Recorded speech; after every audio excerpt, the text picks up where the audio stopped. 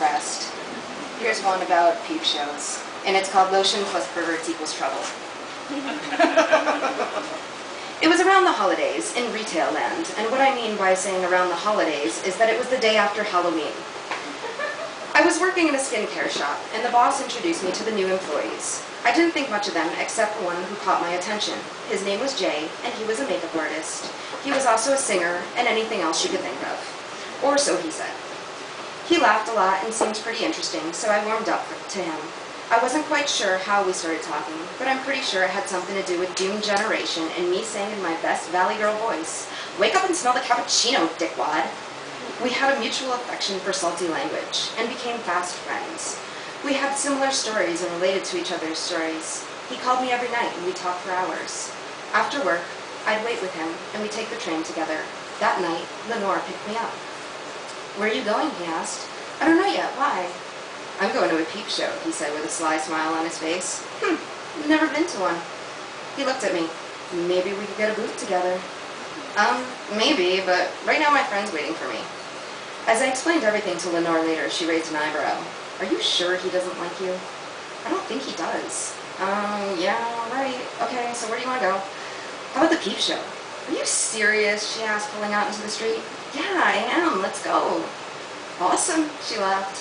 We headed over to 42nd Street and scoped out a couple of the shows. I couldn't find any that had live girls, so we settled on the place with the most flashing lights. We walked in. I handed the guy a couple of ones. "Give us coins," I demanded. He gave us a couple of coins, and we walked into one of the rooms. "If there's going to be two of you in there, you got to keep the door open." "Okay," I said, and gave him a thumbs up as I closed the door completely. The room was small and smelled like a mixture of cleanser, piss, and jizz. There was a red vinyl seat, and there was a small screen in front of us with a panel that looked like part of a video game. There were different selections of porn to choose from, by guiding the joystick to the selection you wanted and pressing the green button. To end the selection, there was a red button, and it would take you back to the main screen. So there we sat giggling, as I took hold of the joystick. We stopped one of the screens and began to watch it. "Boring," Lenore sighed. We stopped it and looked at the next one, which was just as drab, and then something great happened. I realized there was a button on top of the joystick that moved you basically through the selections very fast, so I started pressing the little red knob. I got a whole bunch of cum shots, so I pressed the stop and go buttons. It was like a video game. Lenore and I rocked side to side, making shooting noises as the men on screen busted loads on ladies' lashes. The fun ended all too soon when there was a knock at the door.